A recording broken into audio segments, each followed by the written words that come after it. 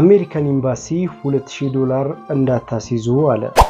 በስራ ቪዛ ወደ አሜሪካን ለምትሄዱ ሰዎች ወደ አሜሪካን 10 መስፈርቶች። ሰላም እንዴት ናችሁ? ኢትዮ ትራቭሎች ነን። ከቪዛ ኢሚግሬሽን፣ ፓስፖርት፣ ዓለም አቀፍና ሀገር ውስጥ በረራዎች ጋር በተገናኘ እንዲሁም ከኤምባሲዎች ጋር በተገናኘ የተለያዩ መረጃዎችን ወደ እናንተ እናደርሳለን። ሰብስክራይብ በማድረግ ቤተሰብ ሁኑ። ሐሳብ፣ አስተያየት፣ ጥያቄ ካላችሁ ኮሜንት ላይ አስቀምጡልን። የአሜሪካን የስራ ቪዛ ምን መስፈርቶች አሉት? እንደ 6 ለስራ ወደ አሜሪካን ለምትጓዙ ሰዎች እነዚህ መስፈርቶችን ማሟላት ይጠበቅባቸዋል።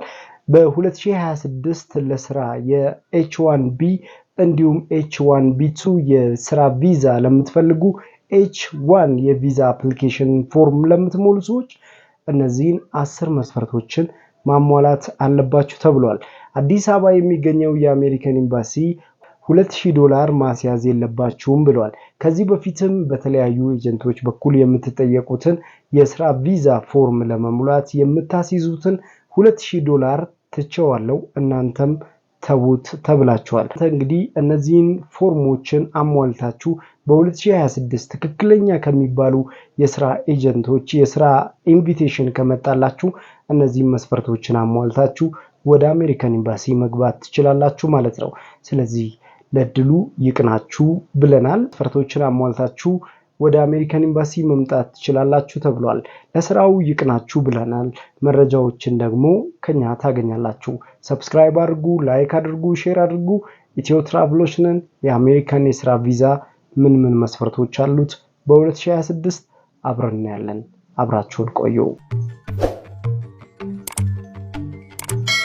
በአሜሪካን ኢሚግሬሽን ዩኤስሲአይኤስ የ2026 የስራ ቪዛ ፎርም ሙሉ በሙሉ ጸድቆ ወጥቷል።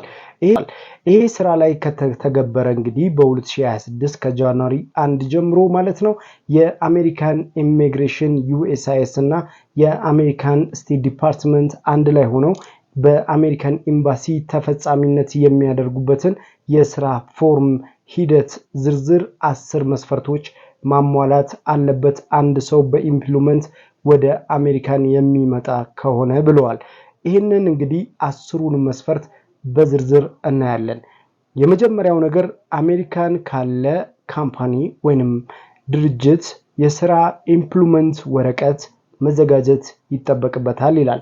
አንድ ሰው ወደ አሜሪካን ለመሄድ በስራ ከፈለገ አንድ ካምፓኒ ወይንም ድርጅት እንግዲህ ካምፓኒ ስንል በተለያዩ ካምፓኒዎች ተወዳድሮ መግባት ይችላል።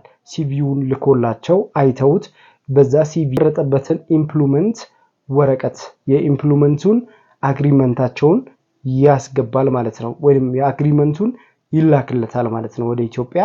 አግሪመንት በአግሪመንቱ በአኮሞዴሽኑ በሚሰጡት አገልግሎቶች በሚሰጠው የቪዛ አገልግሎቶች በሙሉ መኖሪያውን ጨምሮ ስፖንሰር ካደረገው ኤቭሪቲንግ እዛ አኮሞዴሽኑ ላይ ከተሟላ ይህንን በመጀመሪያ ደረጃ ማሟላቱን እርግጠኛ መሆን አለበት።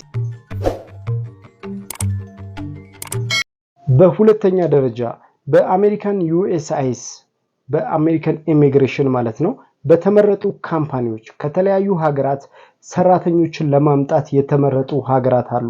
ከነዛ ውጪ በየትኛውም ካምፓኒ መወዳደር አይቻልም። ያ ካምፓኒ ወደ አሜሪካን ሰራተኞችን እንዲያመጣ ፍቃድ የተሰጠው ድርጅቶች ብቻ ናቸው የእናንተን ሲቪ ወስደው አወዳድረው መቅጠር የሚችሉት ማለት ነው። ከዛ ውጪ ምንም አይነት የካምፓኒዎች ስራ እናወዳድራለን ህጋዊ ያልሆኑ ካምፓኒዎች ወይንም ግለሰቦች ተቋሞች ሊሆኑ ይችላሉ እናንተን አወዳድረው የስራ ኢምፕሎይመንት ወረቀት ወይንም ደግሞ ኢንቪቴሽን ወረቀት ቢልኩላችሁ ተቀባይነት የለውም ማለት ነው። ይሄ ማለት እንግዲህ ኢትዮጵያ ብቻ ሳይሆን ከኢትዮጵያ ውጪ ያላችሁ ዱባይ፣ አውስትራሊያ፣ ጣሊያን እንዲሁም ደግሞ ሌሎች አፍሪካ ሀገራትም ያላችሁ ኢትዮጵያኖች ይሄ ካምፓኒ በአሜሪካን ዩኤስሲአይኤስ ማለትም በአሜሪካን ኢሚግሬሽን ፍቃድ ያገኘ መሆን አለበት አንድን ሰው ወደ አሜሪካን አስገብቶ ለማሰራት ማለት ነው። ስለዚህ